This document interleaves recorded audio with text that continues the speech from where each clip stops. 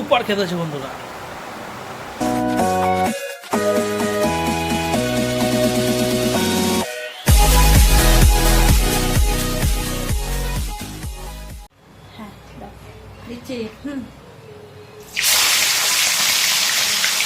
কি বন্ধুরা সবাই ভালো আছেন তো?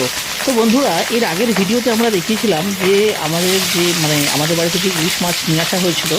তো সেই ইলিশ মাছের প্রথম দিন আমরা খেয়েছিলাম তেল ভাজা, আর তারপরে বাকিটা যেটা বেঁচে গেছিলো সেটা দিয়ে আমরা আপনাদেরকে দেখাবো বলেছিলাম যে কালো জিরে দিয়ে বেগুন দিয়ে ঝোল। তো চলুন তাহলে রেসিপিটা শেয়ার করি। তো বন্ধুরা এই দেখুন এখানে নিয়ে নিচ্ছি, এই দেখুন কালো জিরে। তো প্রথমে বন্ধুরা আমাদের একটা মিক্সচার তৈরি করতে হবে। এই দেখুন নিয়ে নিয়েছি কালো জিরে, আর বন্ধুরা এটা হচ্ছে কালো সর্ষে, আর সাথে নিয়ে নিয়েছি দেখুন কাঁচা লঙ্কা। কাঁচা লঙ্কা আমরা ঝালটা বেশি খাই, তাই আপনারা চাইলে এতগুলো নাও নিতে পারেন। তো বন্ধুরা দেখুন সব দিয়ে প্রথমে একটা ভালো একটা পেস্ট তৈরি করে নিলাম। আর বন্ধুরা আমরা কি করব, যে মশলাগুলো এতে দেব সেটা আমরা এখনই দিয়ে দিচ্ছি। এই দেখুন ছোট চামচের 2 চামচ দিয়ে দিচ্ছি এতে ধনে গুঁড়ো, এই দেখুন। আর বন্ধুরা এতে আমরা দিয়ে দেব ওই সেম চামচেরই এই দেখুন জিরে গুঁড়ো 2 চামচ। আর বন্ধুরা এটা হচ্ছে বন্ধুরা গোলমরিচের গুঁড়ো। তো বন্ধুরা বাইরে এখন মুষলধারায় বৃষ্টি পড়ছে, জলের আওয়াজ আপনারা তো পাচ্ছেন হবে।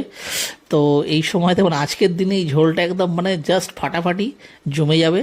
তো বন্ধুরা এখানে দেখুন আমরা গ্যাসটাকে অন করে নিচ্ছি, এই দেখুন দিয়ে এবারে বসিয়ে দিচ্ছি কড়াই। তো বন্ধুরা এই যে দেখছেন তেলটা রয়েছে এটা কিন্তু খারাপ তেল নয়, এটা ইলিশ ভাজারই তেল ছিল। আর এখানে দেখুন বেশ কিছুটা তেল আমরা ইলিশ ভাজার তেলে দেখুন তুলে রেখেছি, কারণ এটা দিয়ে আমরা আজকে বানাবো ঝোল। তো এই দেখুন আলু আর বেগুন এখানে বেশ লম্বা লম্বা করে দেখুন এখানে কেটে নিয়েছি। বেগুনের সাইজটা একটুখানি বড়ই রয়েছে।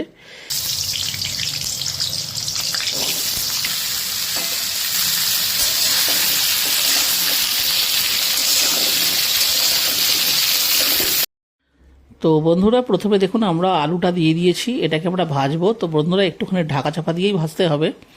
মোটামুটি একবার করে দেখুন মোটামুটি নাড়াচাড়া করে নিয়ে আর আমাদেরকে ঢাকা চাপা দিয়ে দিতে হবে। এরকম জাস্ট আমাদের 2 বার করতে হবে। দিয়ে যেই আমাদের আলুটা দেখবেন গায়ের রঙটা একটু লাল লাল হয়ে যাবে, আমি আপনাদেরকে দেখাচ্ছি। যেই আলুর গাটা একটু লাল লাল হয়ে যাবে তারপরে আমরা এর মধ্যে দিয়ে দেব কেটে রাখা বেগুনের টুকরোগুলো।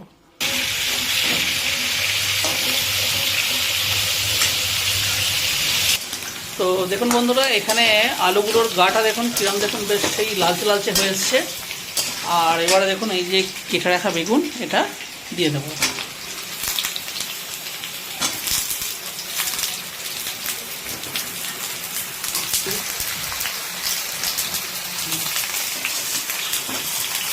দিয়ে এবারে এটাকে এটার সাথে ভালো করে মিক্স করে ভাজতে হবে।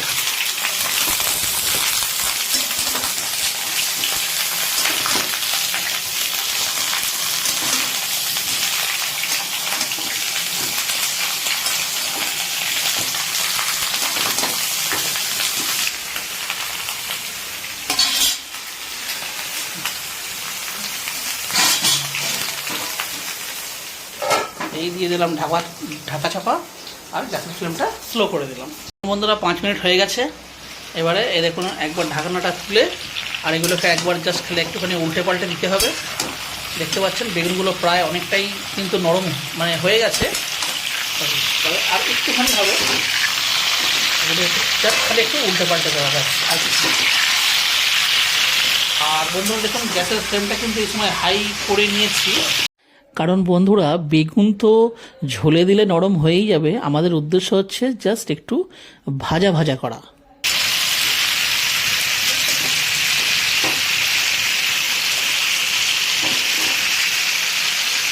হয়ে গেছে দেখুন, আর একবার ঢাকা চাপা দিয়ে দিচ্ছি আর গ্যাসের ফ্লেমটাকে কমিয়ে দিচ্ছি। তো বন্ধুরা এটাতে এখন মোটামুটি 5 মিনিট এরকমই থাকবে। তো বন্ধুরা আমরা যে মশলাটা তৈরি করেছিলাম এতে এখন আমরা মিশিয়ে দেব জাস্ট খালি হলুদের গুঁড়ো, ব্যাস এইটুকুই। হ্যাঁ, তো দেখুন বন্ধুরা এখানে আমাদের আরও 5 মিনিট হয়ে গেছে। এই দেখুন গ্যাসের ফ্লেমটাকে হাই করে দিলাম, আর এই দেখুন বাহ সুন্দর ভাজা হয়ে গেছে। বেশি ভাজা হবে না, একটা আলু একটু লেগে গেছে। আসলে বন্ধুরা তেলের পরিমাণটা কম আছে, সেই কারণে। আর এই দেখুন মশলাটা এই সময় ওকে দিয়ে দিচ্ছি।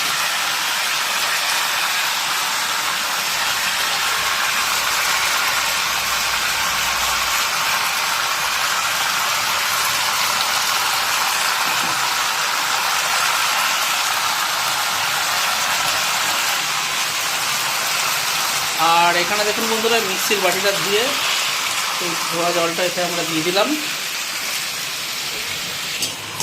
এইবার এটাকে ভালো করে মিক্স করতে হবে। তো বন্ধুরা লবণ এতে এখন আমরা দিইনি, এই দিয়ে দিচ্ছি এতে লবণ স্বাদ মতন। এবার এটাকে ভালো করে মিক্স করতে হবে।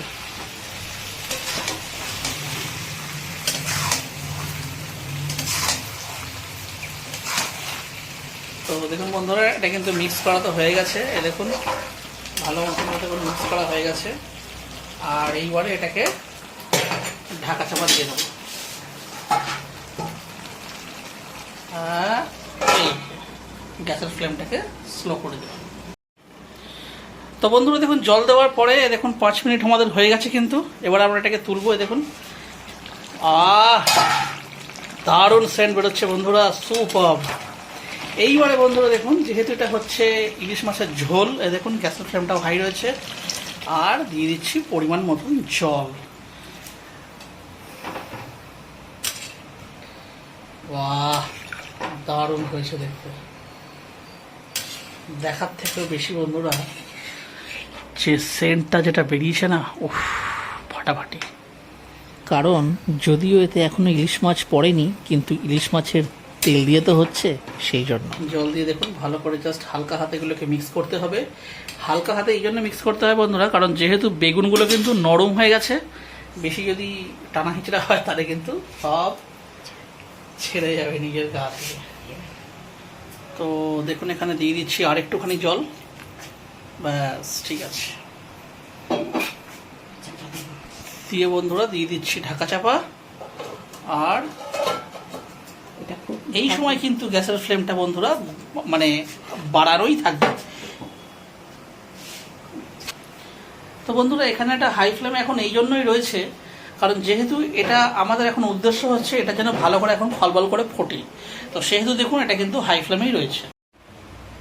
তো বন্ধুরা এটা তো এখন এখানে ফুটবে একটু। আর এই দেখুন টিফিন বক্সে মাছ ভেজে রাখা আছে, ফ্রিজ থেকে বার করলাম। এই মাছগুলো আজকে, এই ইলিশ মাছগুলো পড়বে এখন ঝোলে। এই দেখুন ডিম।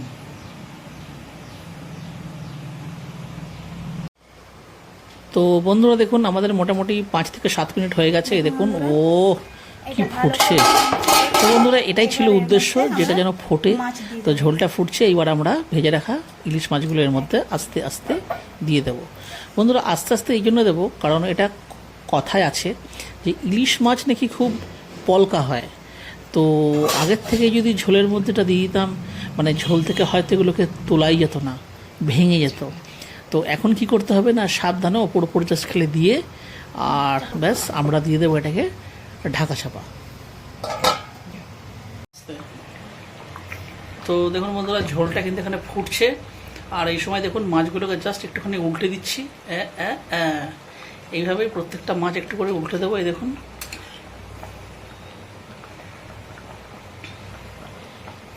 তো বন্ধুরা যেহেতু এটা ইলিশ মাছ খুব হালকা পালকা হয়, তো বেশি যদি ফোটে তাহলে মাছ কিন্তু ভেঙে যাবে।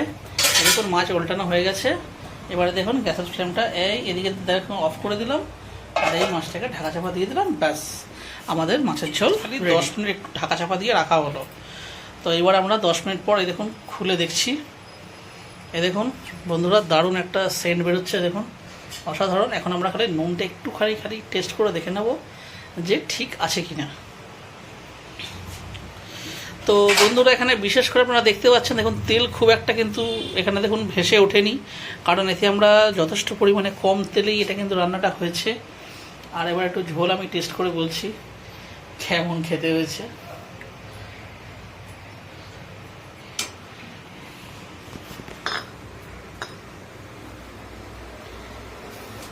পাখায় নিয়ে যাচ্ছি।